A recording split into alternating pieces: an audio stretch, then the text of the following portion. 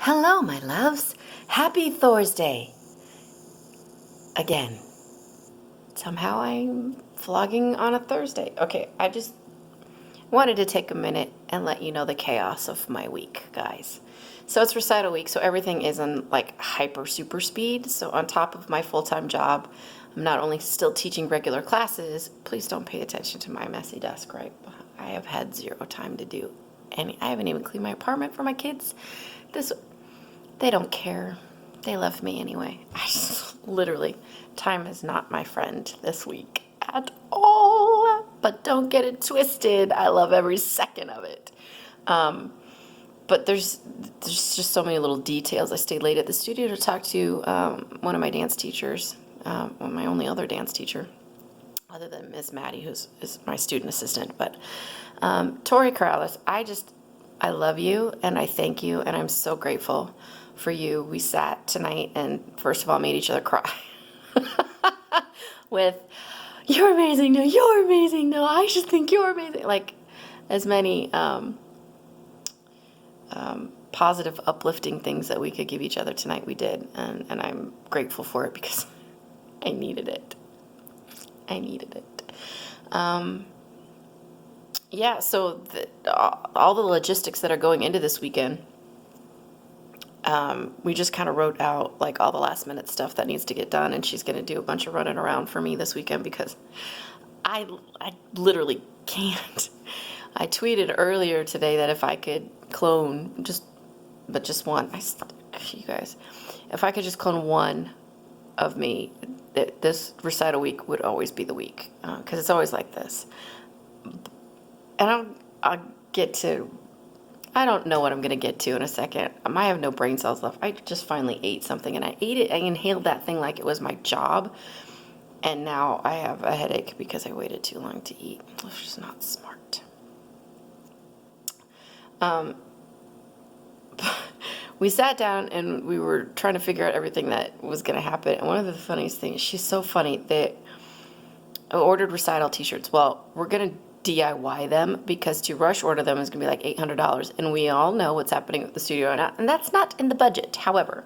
So we're going to try these iron-on transfers. But my schedule, I work until 5 o'clock tomorrow. Then I come home. I got to walk my dog, feed my dog. And then I got to drive to Chicago to pick up my kids because it's cheaper to get my kids to Chicago than it is to get them from Des Moines to here. Des Moines is, well, we won't even talk about them. Anyway, so everybody knows how I feel about Iowa, I think.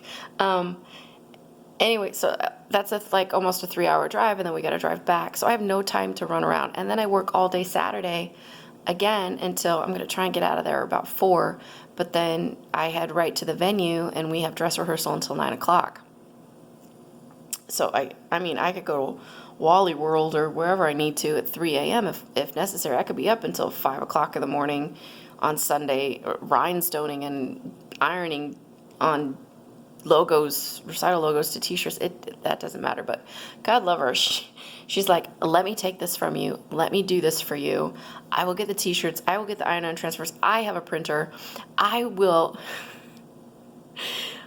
don't care, but I'm going to even make this happen. You don't have to worry about it. You have enough to deal with. And I just burst out laughing because I said, I have an iron in my car. Don't ask me why I have an iron in my car. I'm like, I got 2 irons. She goes, I could iron backstage. Point your toes. It was a funny moment. You had to be there, I guess. Anyway, so my goal tonight was, she was in the middle of a point lesson. We had rehearsal all night, but I had like 45 minutes where I was like, I'm going to run to Hobby Lobby, and I'm going to try and get these iron-on transfers. So I leave, and I get there. I got there at 8:15. They closed at 8.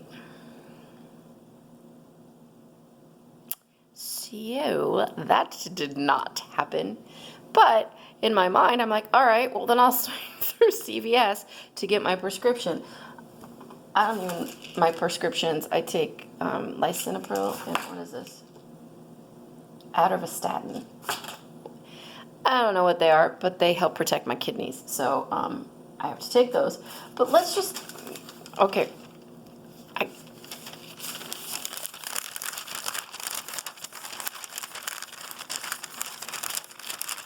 This is not my receipt. Well, I mean, it's my receipt, but it's all the coupons that I got from CVS. You could probably save a lot of paper, guys. I mean, I haven't even looked at them. I don't even know if I'm going to use them, but I just thought it was funny. Literally, like, an entire ream of paper and coupons. So that's kind of my schedule. A few reasons for this vlog. I have a lot of energy kind of right now. Like, it's like this. So it's got a channel. And I still have more work to do on the laptop. But I'm channeling it. And I'm talking to you guys. So thanks for keeping me company. I wanted to talk about how chaotic recital weekend gets, and it's funny because Tori and I were sitting and talking, and she's like, okay, I'd like to have a star student bring you a bouquet of flowers at the end of finale, so how is finale going to work? I was like, oh, you didn't need to do that. She goes, here's the thing, there's no way to surprise you. And I burst out laughing for a couple reasons. She goes, because you're running logistics on everything. You will literally have your finger on every single thing. So there's no way to get around it. So I'm just going to tell you that that's what's going to happen. So you need to act surprised. Like, okay, fair enough. But just so you know, it is virtually impossible to surprise me. My friends have been trying to do it for years, and I always figure stuff out. My intuition, I read people very, very well. And so, and they get really disappointed when I figure it out. So, sorry if you're going to, and then Maddie, my student teacher, was like, is that a challenge? I'm like, sure. Like, yeah, that's a challenge. Great. Good luck with that. Very, very, very, very difficult to surprise me. I said virtually impossible. It's happened a couple times on occasion. The other thing is, I'm going to Chicago to pick up my kids tomorrow night, but I am leaving Duchess here. So if something were to happen to me, Duchess is supposed to go to it's just me and Duchess. So Duchess, please somebody take care of my dog. Next to my kids, she's really everything I have. She's supposed to go to my brother, who is at, where the heck is he? Fort Jackson in North Carolina. But he already has a dog, possibly two, and so I don't think he could have another one without them kicking him off base. But if not, then she has to go to my mom in Wisconsin. She lives on Rib Mountain. Mel, I hope you're watching this. If not, somebody will watch this and be like, okay, what happened to Anne-Marie? Oh, she died in a car crash in Chicago because people who drive in Chicago are crazy, and she couldn't get back to her dog. There's probably one other person that I would maybe trust Duchess with, and if he's watching, he has plenty of room for her. She's a Lab Pay, cross between a Labrador Retriever and a Shar Pei, but she's got a little bit of blue heeler in her, and she's definitely a herder, and I'm just throwing that out. Okay, so my schedule for recital weekend is all of that. And then we have to pick up some more props on Sunday morning at 9 a.m. because I need newspapers for carrying the Banner Musical Theater number. Nobody reads an actual paper anymore. So none of the parents, I mean, like one or two parents brought me some papers, but I have to go buy Sunday papers just for musical theater. Anyway, talking out loud. My schedule, I'm throwing this out there. My schedule when my kids were younger, right after my divorce, went as follows. Okay. I would get up. I'm trying to figure out where to start my work schedule. I would get up at 5:45 in the morning and get my kids up and get them dressed and fed and off to school, whether I take them or to the bus. And then I would come back and shower and get ready, and I would work the lunchroom at a middle school, which I wasn't in charge of food or anything. I was the monitor. which will not surprise anybody.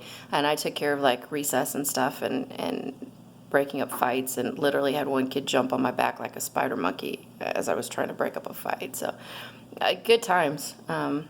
Anyway, that's a little side note. So then I would do that from 9 to 2, mom's hours, and then I would get my kids off the bus from home from school and get them to do their homework, and I'd get them fed, and then I would go teach dance for a while, and then I'd come back and I would put them to bed. My mom and dad watched my kids while I was teaching dance, and then I would put them to bed and I would take a nap. I would nap from about 10 p.m. until roughly about 12:31 a.m. and then I would get up and I would go deliver newspapers from about 1:30 to well, it depended on the route. I'd go pick up the papers and then I'd deliver from between 2 and 5, and then I'd get home and I'd take a 45-minute nap and I would start my day all over again. So I did that for almost 2 years. So when we talk about a chaotic or a hectic schedule, and if there's things that you feel like you can't get done in a single day, I would not be a good person to tell that to.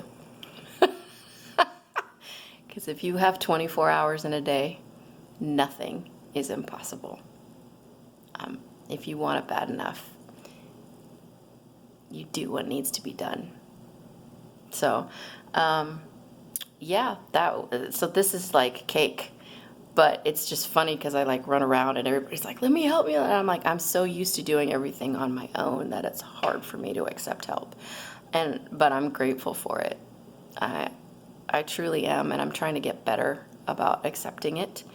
I don't know that I'll ever get better at asking for it, but I'm trying to be better at not being so stubborn and accepting it. So that was really kind of the entire point of my vlog today. And now I'm gonna try to do I don't even know what freaking time it is.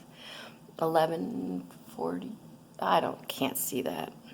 I don't have my glasses on. It's really far away. Anyway, I'm gonna get to work now. Some last minute stuff, and maybe I'll vlog through the weekend with the recital and all of that. So if you can come to the recital on Sunday, it's at 2 o'clock, and the details are on amsdancecollective.com. Tickets will be available at the door.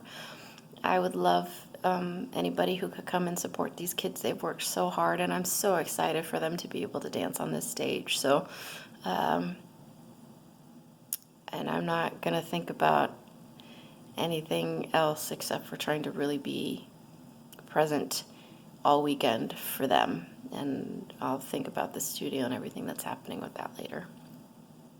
I'm just going to have fun and dance with these kids and make a memory.